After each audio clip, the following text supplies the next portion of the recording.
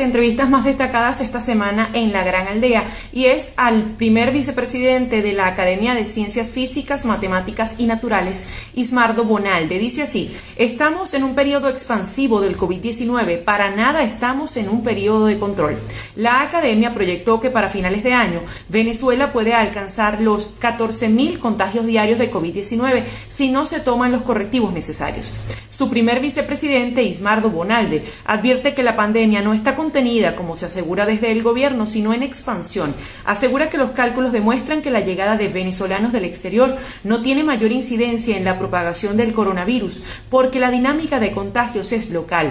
Respecto a la proyección de contagios para diciembre, agrega: nada sugiere que nos vamos a equivocar, eso ya lo habían dicho justamente a comienzos de junio, proyectando unos 1.000 casos diarios y fueron pues penalizados desde el canal del Estado a través del programa de Diosdado Cabello. Pero el día de hoy hemos querido hablar de la parte política con la columnista de La Gran Aldea, una mujer con un humor muy fino, es periodista, es escritora y ya la vamos a invitar a compartir con Elizabeth del panorama político de ese país que ella está viendo en este momento. Elizabeth, hola, buenos días. Acomódate. Estamos mudando a la ocasión porque hay un ruido arriba horroroso en el edificio. Buenos días, un gran placer estar contigo, Adriana. Buenos días, Elizabeth. ¿Cómo amanece? Elizabeth, tenemos ya creo que unos 20 días desde que tanto Guaidó propuso la consulta popular como Capriles dijo vamos a intentar ir a elecciones, vamos a luchar por condiciones. La Unión Europea le dijo, bueno, por ahora no voy. ¿Cómo estás viendo tú el país en este momento, dada esa brújula política que pareciera no estar clara, que pareciera estar dando vuelta a la brújula? Bueno, chica, lo que he pensado mucho sobre esta entrevista, porque yo había intentado de verdad picar a la oposición, porque yo siempre he dicho, como mucha gente lo sabe, lo ha dicho, pues que el adversario a vencer está en Miraflores por las vías pacíficas, democráticas, etcétera, etcétera.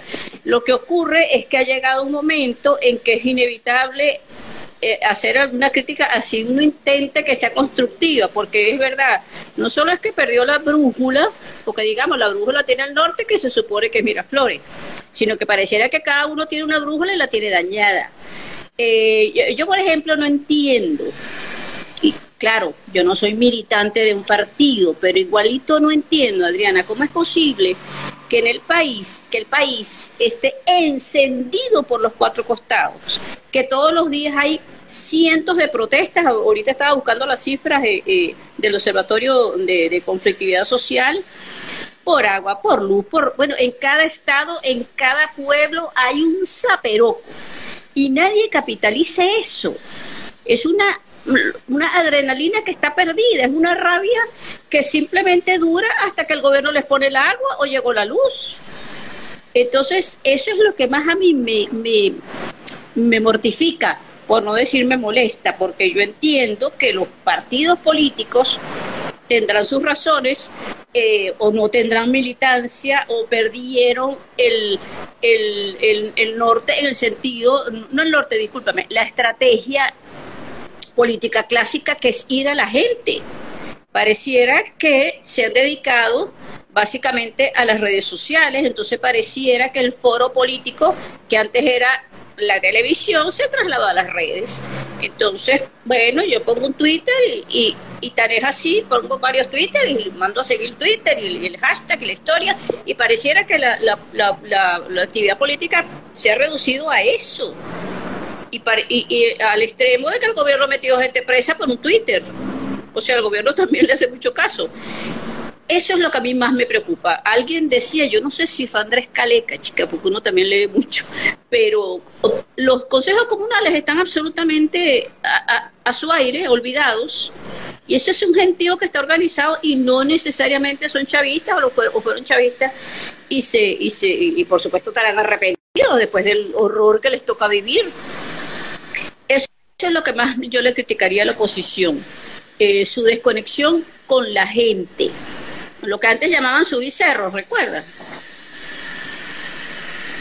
Porque las ganas El detalle ahora todo de esas protestas, que de acuerdo con el Observatorio Venezolano de Conflictividad Social, hasta julio fueron 4.000. Incluso en el informe de agosto dan cuenta de casi 20 protestas diarias. Pero, ¿cómo se capitaliza eso, Elizabeth? Porque muchas veces se dice que no, los mismos ciudadanos no quieren tener al político allí porque lo que quieren es agua, quieren es luz y quieren que el gobierno les resuelva. ¿Cómo se capitaliza una protesta? Es decir, mucho se habla del año 1980, un acto dirigido más que espontáneo.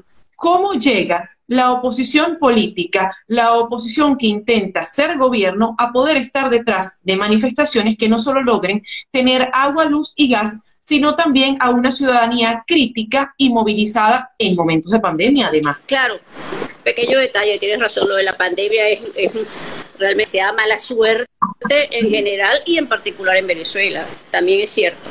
Pero bueno, ese es el trabajo que ellos deberían estar haciendo, Adriana, porque yo no soy experta en movilizaciones, pero ellos deberían estar a asumir cerro.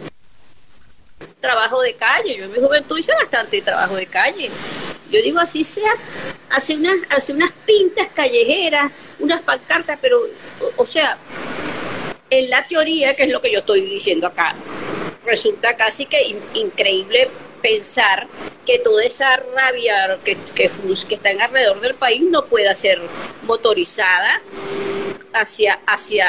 enfocada hacia el verdadero responsable, que además ya lo saben. O sea, todas las protestas son contra el gobierno. Ya la gente sabe que no es el imperialismo yanqui ni es Trump, es el gobierno que ha sido absolutamente incapaz. Y un gobierno que quizás hasta le convenga eso, porque el gobierno mantiene a la gente en las colas, en las colas de la gasolina, antes en las colas para comprar alimentos. Quizás si la gente se empieza a alzar, como ha comenzado a hacer, a lo mejor el gobierno invente otra estrategia, pero ya no puede, porque ya no tiene tampoco gasolina, ni tiene cómo responder a los problemas sociales, ni al agua. No, ojalá yo tuviera esa respuesta, Adriana. Ojalá la tuviera ella ahorita Juan Guaidó. Fíjate que antes de me puse a revisar los cantidades de seguidores que tienen en Twitter, porque dije, bueno, ¿y por qué le hacen tanto caso? Guaidó tiene 2 millones, casi 2.800.000, Maduro tiene 3.300.000, algo así, que mucho de eso sabemos que también son comprados. Pero Capriles tiene casi 8 millones. Decir algo si le importa tanto a las redes, no estoy defendiendo a Capriles ni mucho menos, pero oye, es un dato a considerar, porque Capriles tiene más seguidores que Maduro y Juan Guaidó juntos.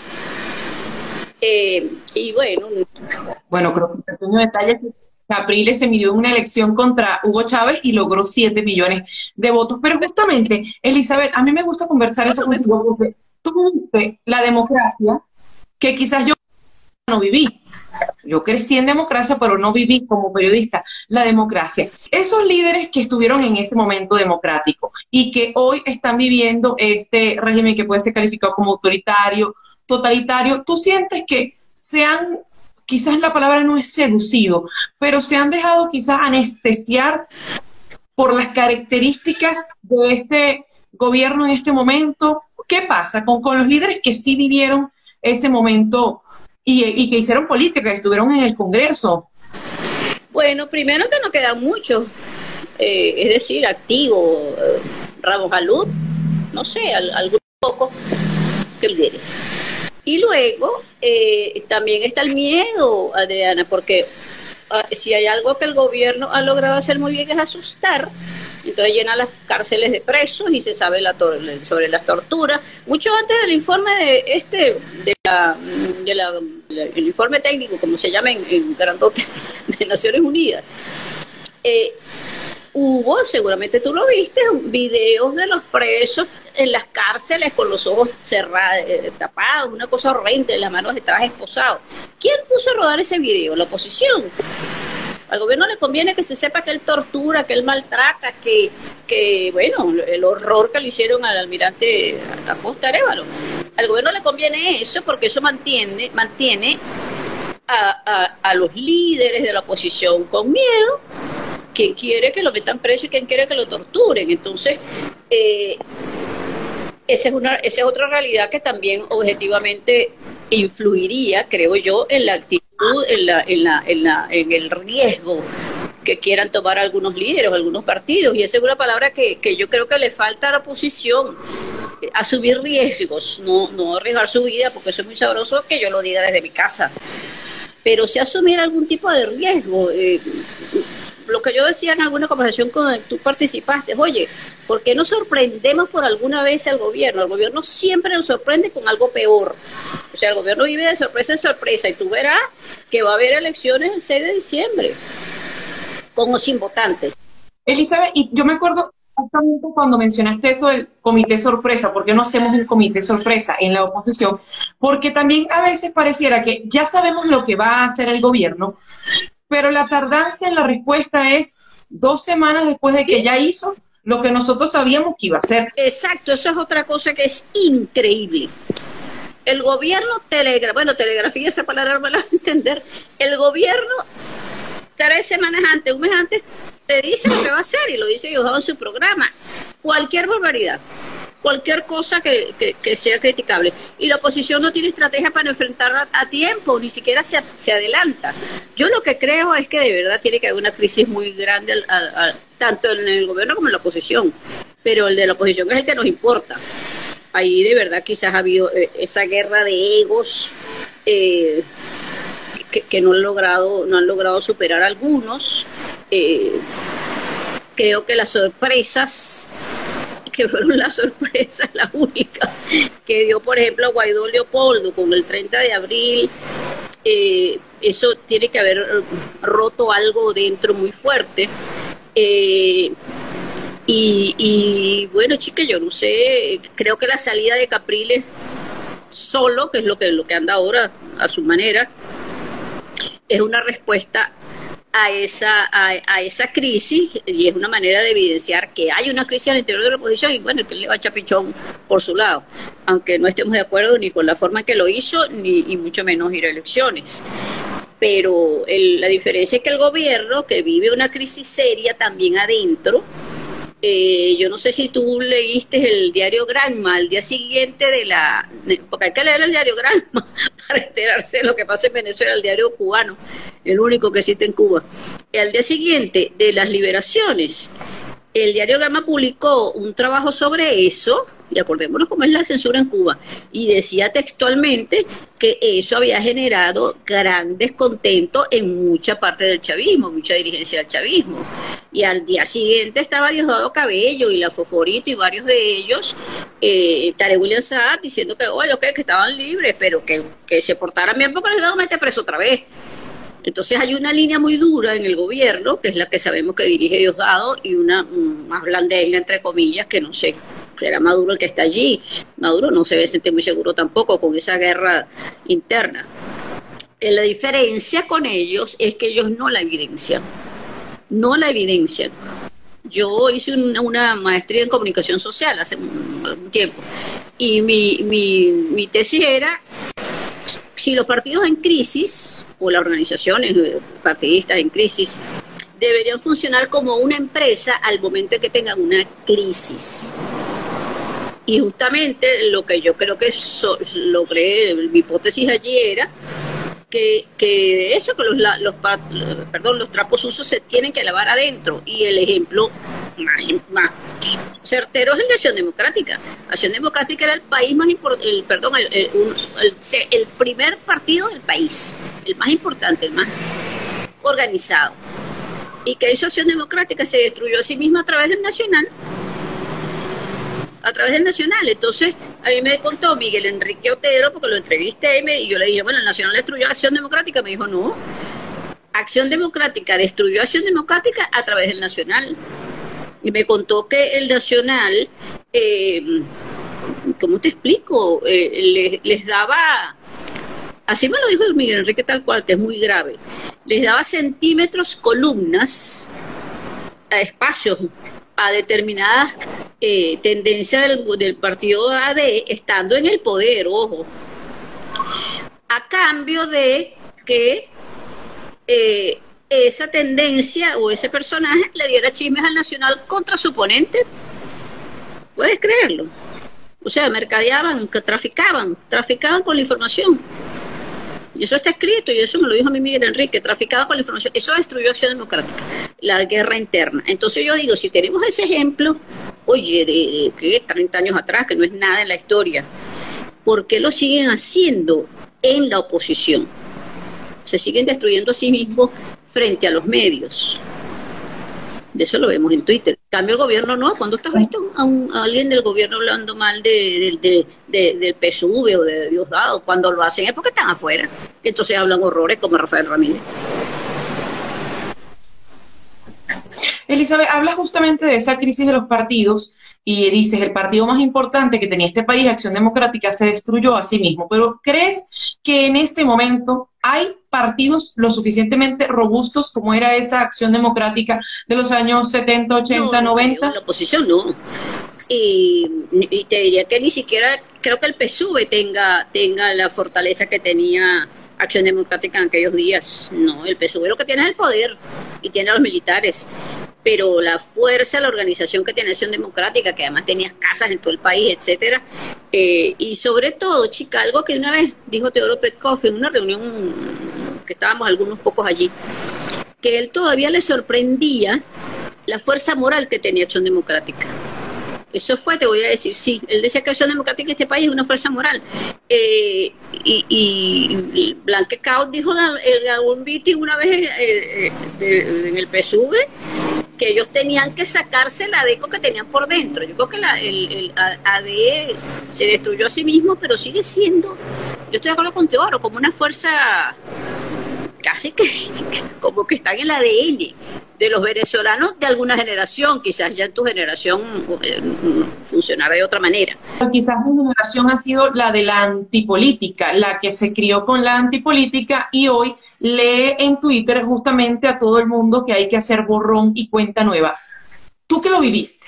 ¿Qué tan peligroso es el borrón y cuenta nueva? Porque, por ejemplo, hay grupos de opinión. Ya Guaidó no lo logró, no se puede, tenemos que salir de Guaidó. Ajá, y después de Guaidó, la fosa común. Sí, no, yo no estoy de acuerdo con eso, a pesar de que, digamos, había un desenamoramiento de Juan Guaidó lamentable, porque también hay algo importante, chica, la política es pasión. Uno vota por amor o por odio, uno va a una manifestación por rabia, la política es pasión. Y Guaidó, la pasión hacia Guaidó ha bajado muchísimo, hay un desenamoramiento grande y Capriles no lo ha logrado tampoco enamorar al país.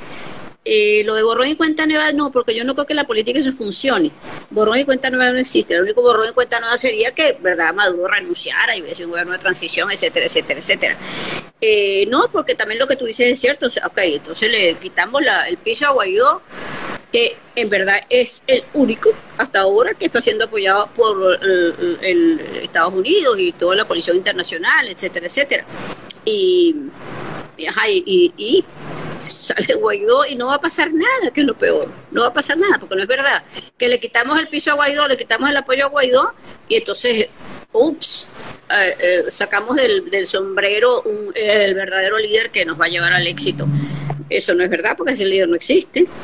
De hecho, me llama la atención cómo Enrique Capriles sigue estando en Primero Justicia. ¿Por qué? Porque es el único líder que tiene. Entonces, los liderazgos no se fabrican de la noche a la mañana. Sí es verdad que se pueden, como te digo, la gente puede desenamorarse de ese líder, pero eso no significa que Guaidó o Enrique estén muertos.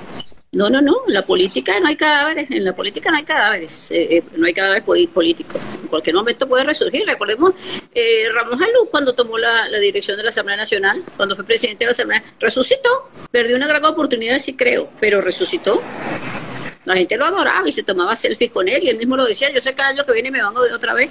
Eso es la política, la verdad, eso es la política. Elizabeth, acabas de decir justamente que Ramos Alú desperdició ese momento en el que resucitó en la política. ¿Cuándo crees que empezó la oposición a desperdiciar las grandes oportunidades? El 2015-2016 fue una gran oportunidad perdida, todo se perdió allí, o ves en otro año reciente la debacle, porque si bien hemos tenido los llamados cisnes negros, 2017 fue un cisne negro con lo de Luisa Ortega Díaz de decir que se había roto el hilo constitucional. En enero aparece Guaidó, que era un diputado desconocido, o al menos conocido en la Comisión de Contraloría, lo juramentan presidente interino. Bueno, es un fenómeno. ¿Qué nos ha pasado? Por lo menos en el último lustro. Bueno, chica, yo creo que lo peor fue de verdad la caída de Guaidó. Porque los otros años, en verdad, hubo mucha protesta, hubo muchas manifestaciones, había un pueblo, me estoy hablando como un chavista, había una sociedad presente, ¿no? Y la aparición de Guaidó y el fenómeno Guaidó, cónchale, yo pienso que era lo más importante que había pasado en la oposición, por su cura, por su ascendencia social. Lo digo porque de verdad este país, por eso también se enamoró de Chávez, porque bueno, el hombre que viene del pueblo, etcétera, etcétera. Guaidó tenía todas las posibilidades de seguir punteando y no sé si lograr las metas, pero yo creo que lo peor que nos ha pasado es la caída de Guaidó. Esos errores que se cometieron en su partido, pues yo creo que fue su partido el que allanó ese camino tan lamentable, con eso de hacer promesas que él sabía que no podía cumplir. La ayuda humanitaria ya entra sí o sí y no entró, pero eso, digamos, eso se le perdonó. Pero lo del 30 de abril fue pésimo. La operación Gedeón sigue sin saberse realmente qué fue lo que ocurrió allí. Y fíjate que la gente sabía, porque Guaidó entró en Barrena, porque tenía muchísimo, creo que tenía el 50% de la aprobación en encuestas, bajó rotundamente a raíz de esos hechos lamentables. Y por más que a mí me cae buenísimo y le deseo que ojalá se levante y recupere todo lo que fue, pero, y no estoy hablando en pasado de Guaidó, ojo, pero que ojalá que recuperara su popularidad, quiero decir, pero lamentablemente cometió unos errores que él ha hecho algo bueno, que es reconocerlo, porque un buen líder tiene que reconocer que tuvo errores, un buen líder tiene que irritar. Creo que a Guaidó le falta un poquito eso, irritar, que la gente le importe lo que él diga de una manera o de otra. Y sí, no, yo creo que eso fue lo peor, Adriana, en verdad, porque además tenía toda la comunidad internacional, bueno, parte de la comunidad internacional a favor. Era un real peligro para el gobierno, yo creo. Y eso se perdió en dos o tres cosas muy mal hechas. Esa es la verdad. Y son errores recientes, porque el 30 de abril fue hace un año y la operación Gedeón acaba de ocurrir. ¿Sí? Nos imaginamos el 6 de diciembre. Un 6 de diciembre que puede ser una fotografía repetida a las elecciones presidenciales del 2018, a la que no fue nadie, Maduro fue electo. Pero tuvimos esa sorpresa o esa estrategia, no sé si sorpresa o estrategia hasta este momento, de decir, este señor es un usurpador, aquí tenemos un presidente interino. ¿Tú crees que tenemos un plan B para el 5 de enero de 2021 o nos va a agarrar otra vez por sorpresa? ¿Cómo vislumbras ese 2021? Honestamente te digo, no sería por sorpresa que nos agarrarían, porque es tan obvio. Eso no es una sorpresa, eso está cantado. Va a haber elecciones, van a llenar la Asamblea Nacional con casi 300 diputados, algunos de oposición entre comillas, que tendrán sus cuotas, tal vez veremos otro resucitado, Claudio Fermín, Luis Parra, etcétera, etcétera, etcétera. Y yo no sé qué va a ser la oposición. Ellos deberían estar pensando ya cómo enfrentar eso tan grave, porque, ok, la comunidad internacional no los va a reconocer. ¿Qué va a hacer Guaidó? ¿Qué va a hacer Guaidó? Él y todos los que lo siguen, por supuesto. ¿Qué va a hacer el país? Porque tampoco el país descansa en los hombros de Guaidó, será una irresponsabilidad. ¿Qué va a hacer el país si seguimos como estamos, con la pandemia, con la falta de luz? No, chica, yo estoy bastante pesimista. Esa es la verdad, estoy bastante pesimista. Yo creo que no hay un plan B. No hay. A menos que ojalá tuvieran un plan guardado en el bolsillo y lo sacaran a última hora, que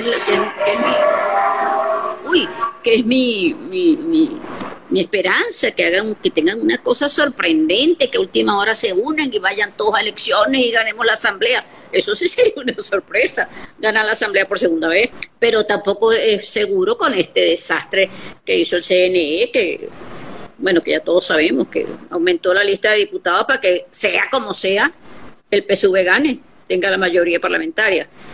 Muy difícil, Adriana, muy difícil. Todo sea muy difícil y además tenemos este grupo de opositores o elegidos por la oposición que ahora quieren apoyar esa Asamblea Nacional. Tú escribiste recientemente el artículo, querido, pero más allá de Claudio, hay unos 6 diputados comprobados que recibieron dinero de Alex Saab, que son la denominada bancada clave. ¿Cómo llegamos? O sea, ¿cómo pudimos o cómo se pudo permitir dentro de los partidos políticos también esa sorpresa? No sabían los partidos políticos que estos señores andaban de viaje por un principado, no sabían los partidos políticos que estos señores se perdieron una semana para ir a Liechtenstein. También allí fallaron los controles dentro de los partidos políticos. Chica, es probable que esos señores hayan ido y regresado y nadie se enteró. Bastante probable. Ahí sería una responsabilidad directa a Primero Justicia y a Voluntad Popular, que son los partidos que fueron afectados. Yo creo que no lo sabían. Creo que no lo sabían y creo que hay demasiado dinero de por medio para comprar, no digo conciencias, para comprar lo que sea. Más bien habría que ver el vaso medio lleno y decir, oye, pero qué bueno que no compraron a toda la asamblea, porque dinero para eso había. De hecho, en su momento lo denunció Alfonso Marquina, ¿cuánto le estaban ofreciendo? Pero vista el desorden interno que debe haber habido en la asamblea, yo creo que ellos fueron y vinieron y nadie se enteró. Eso es lo que me lo estás preguntando por primera vez, tengo yo misma la duda, pero yo creo que nadie se enteró, honestamente. Cuando nos vamos a ver al chavismo, tú decías que el chavismo lava sus trapos internamente. Ahorita Venezuela quejándose, pero el Partido Comunista tiene un insignificante peso dentro del gran polo patriótico. A final de cuentas, el que manda es el Partido Socialista Unido de Venezuela, claro. El PSUV. ¿Cómo estás tú viendo al chavismo en este momento? ¿Están mejor que antes? ¿Están igual? ¿También tienen sus grietas pero las saben tapar? ¿Son buenos marineros? Yo creo que sí, que ellos tienen sus grietas, las han tenido siempre y las saben tapar.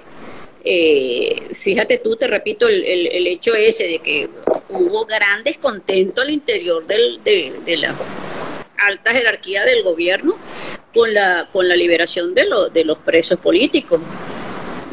De verdad. Oye, lo que pasa es que no puedo ni develar la fuente ni echar chisme, pero sé que hubo llamadas y hubo peleas serias por eso, entre los grandes jerarcas del chavismo. Por supuesto, ahí estaba Diosdado Cabello, porque sí, públicamente al día siguiente, bueno, inmediatamente, dijo que los iban a volver a meter preso otra vez, y lo dijo la Fosforito, como te repetí, Tarek William Saab, o sea, no, ahí hay, en relación con eso, sé que hubo un cisma fuerte adentro del partido de gobierno.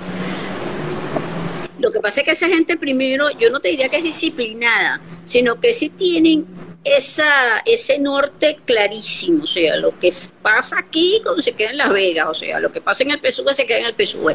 Les ha funcionado siempre y les va a seguir funcionando bien, porque también pasa lo siguiente, objetivamente, Adriana, si ventilas tus diferencias fuera del partido, ¿qué te pasa?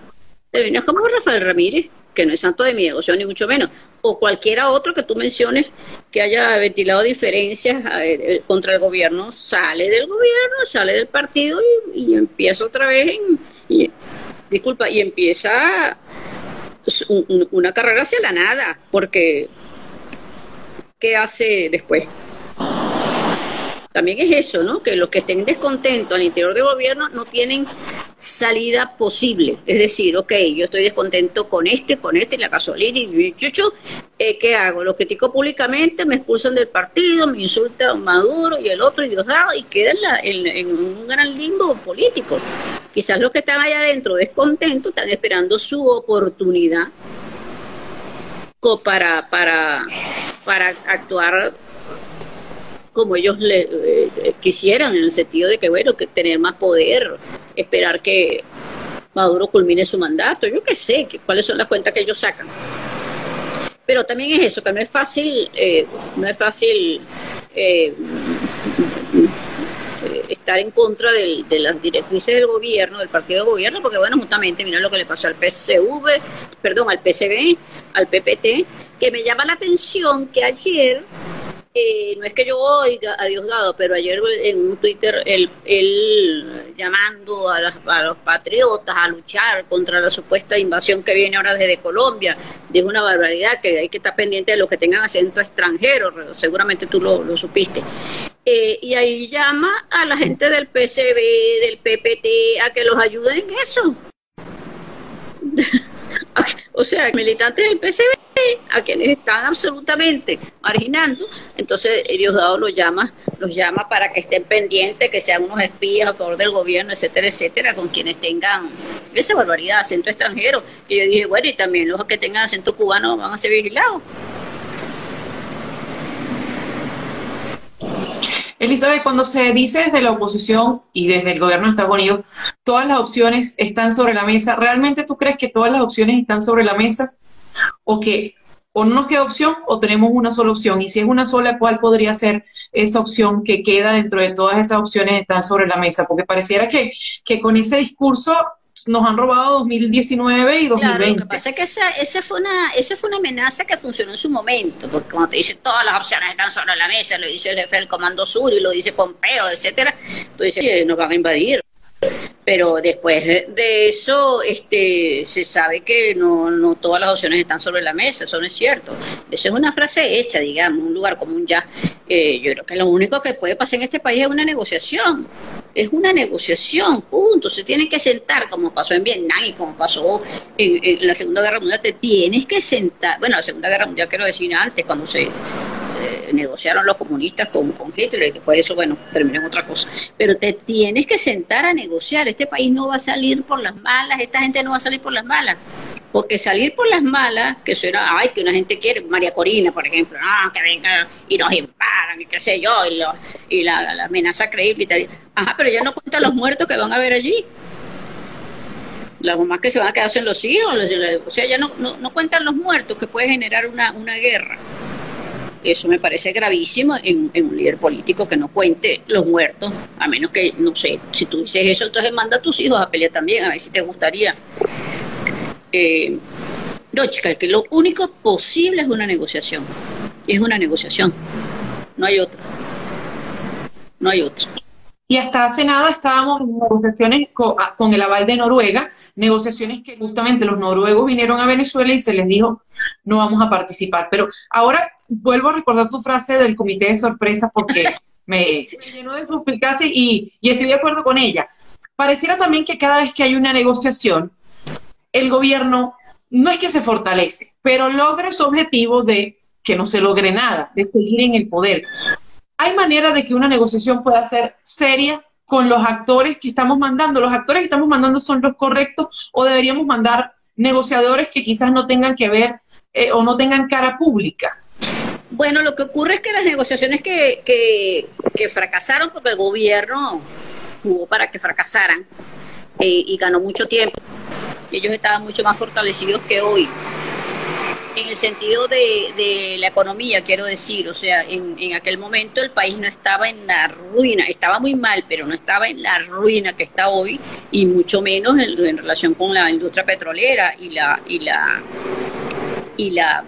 falta de gasolina, etcétera, etcétera, etcétera. El gobierno debe ver con pavor que de verdad no llegue una gota de gasolina, porque eso es muy serio.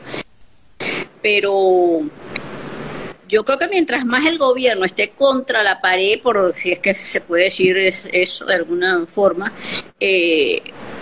más rápidamente van a querer negociar. Ahora, ¿negociar qué?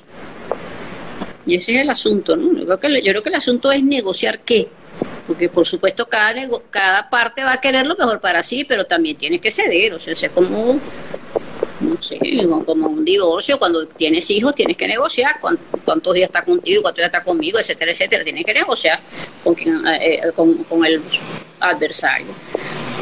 Yo insisto, veo que alguna gente me está diciendo por acá, está escribiendo por acá que con comunistas no se negocian, que hay más muertos que en una guerra. No, no, eso no es verdad, eso no lo sabemos, más bien dicho. Es verdad que hay muchísimos muertos por culpa del gobierno, pero oye, las guerras se sabe cómo empiezan, pero no cómo terminan.